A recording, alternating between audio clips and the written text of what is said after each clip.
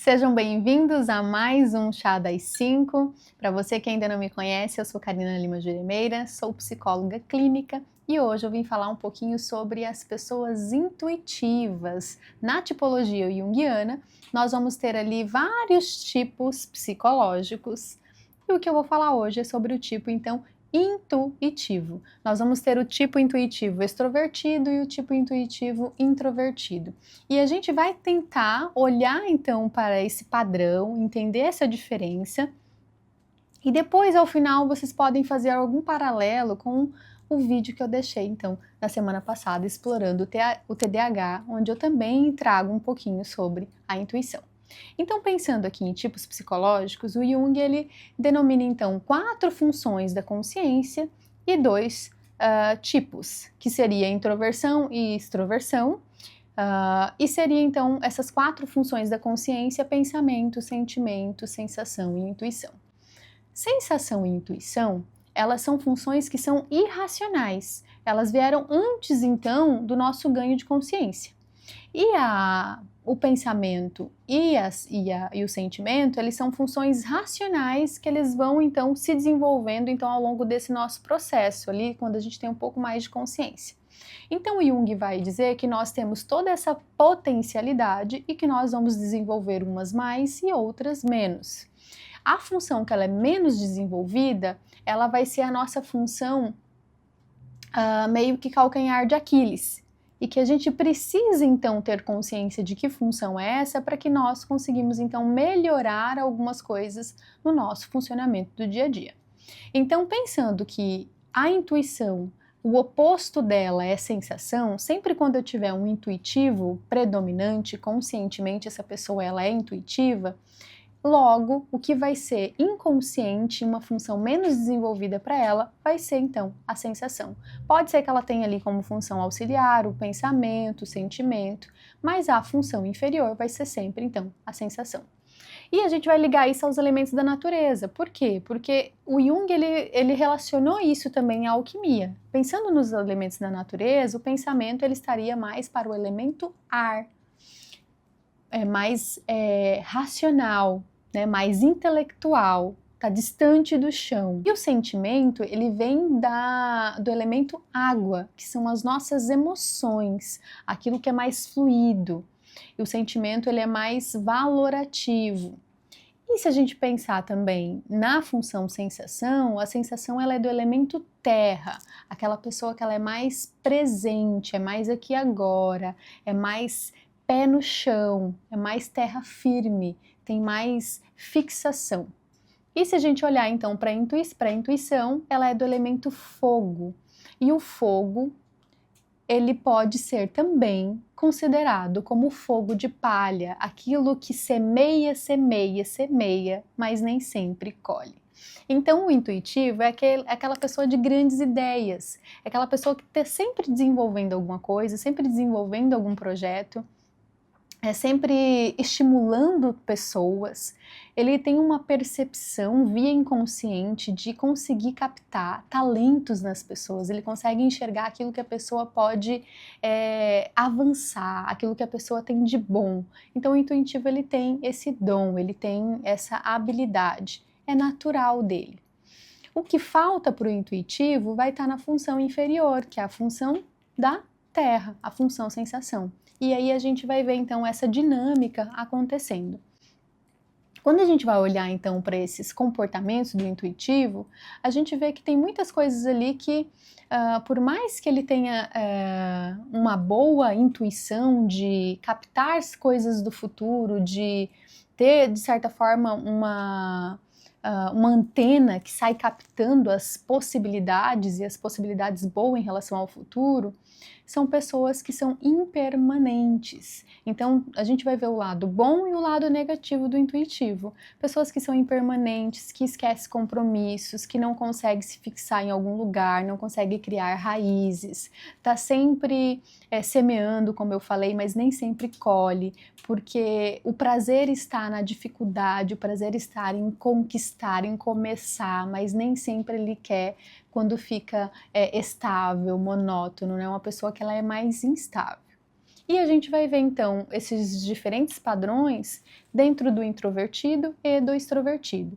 E aí, se a gente for fazer um link lá com a semana passada, que eu falo então do TDAH, eu exploro um pouquinho o TDAH e eu falo um pouquinho sobre a intuição, a gente pode fazer o link então com alguns comportamentos que aparecem, que surgem e que vão se parecer então com déficit de atenção, mas também com a hiperatividade, dependendo da tipologia que a gente tem aqui. Então eu separei, na verdade, aqui, um livro para mim olhar com vocês. Esse livro aqui, que ele fala sobre os tipos de personalidade, é um livro do Darryl Sharp, que ele vai falando sobre os tipos, né, os junguianos, e ele vai falar sobre o banquete dos tipos.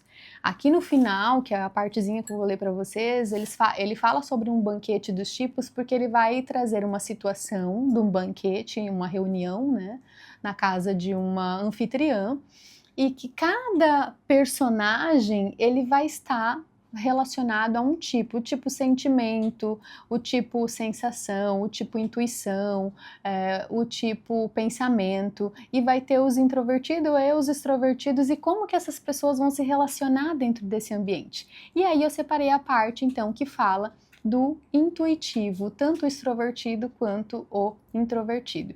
E eu vou ler aqui para vocês, porque eu acho que, por mais que vocês não entendam a história inteira, que vocês não pegaram ela do início, mas só para vocês se concentrarem, então, nos comportamentos, na forma de funcionar, então, dessas pessoas, né, que são duas pessoas diferentes, mas que são predominantes em intuição, e que vai clareando um pouquinho mais para a gente sobre esse funcionamento, sobre essa tipologia. Eu vou começar com o tipo extrovertido intuitivo.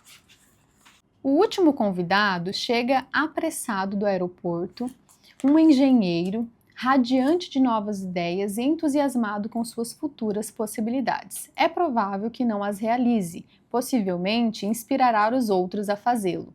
A mesa fala com entusiasmo a respeito de seus novos planos de viagem, os quais, na opinião do anfitrião, parecem bastante ousada, e ele engole a comida sem parar de falar sobre seus planos. Os outros convidados estão visivelmente pouco à vontade com esse jovem carismático. Ele parece não ter relação com o mundo onde vive, mas ao mesmo tempo suas ideias são intrigantes e atraentes. Agora eu quero falar sobre o tipo introvertido intuitivo. Um dos lugares à mesa está vago, o destinado ao jovem e pobre poeta, que nem compareceu nem se justificou pela ausência. Ele simplesmente se esqueceu do banquete. É um jovem magro, com um belo rosto oval e olhos grandes e sonhadores. Esta noite ele está totalmente concentrado no seu trabalho. Estimulado finalmente pelas dores cruciantes da fome, ele foi ao modesto restaurante de costume. Visto que não tem noção de tempo e espaço, chega atrasado. Antes de sair, levou bem uma meia hora para encontrar os óculos. A má qualidade da comida não o incomodou. Ele comeu sua refeição com um ar distraído, lançando vez por outra um olhar de relance ao jornal ao lado do prato. Depois do jantar, fez um longo passeio sobre o céu estrelado, percebendo tarde demais que havia deixado o casaco no restaurante. Depois de caminhar por algum tempo, sentiu-se de repente inspirado para criar um poema.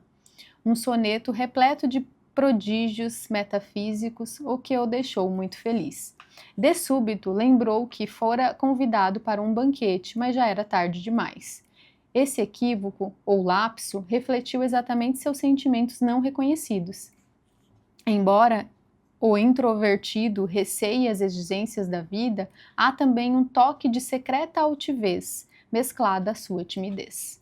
Ele pensa: enviarei um meu poema à dona da casa, a coisa mais valiosa que tenho, mas fará realmente isso ou apenas cogitará a respeito? E se eu fizesse, será que a anfitriã entenderia?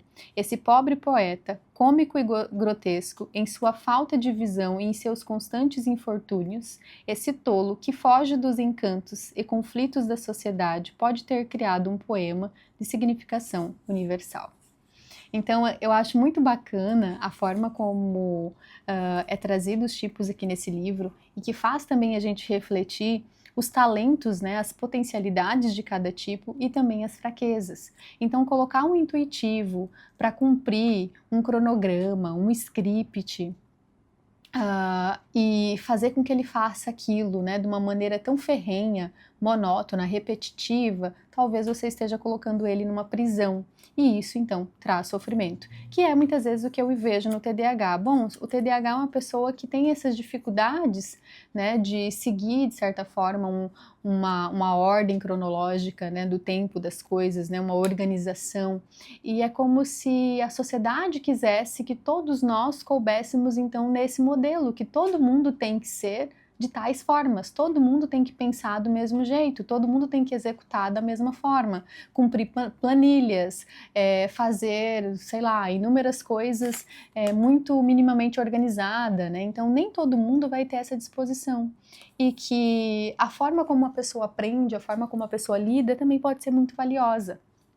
E aí, eu acho bacana também, porque quando o Jung fala dos tipos, e ele fala dos tipos não só no livro Os Tipos Psicológicos, mas em outros livros também, ele vai trazer a importância da gente entender a tipologia das pessoas, porque a gente também entende por que existe guerra, por que existe comunicação violenta, né? Porque as pessoas não entendem que cada um tem uma linguagem, cada um tem um mundo.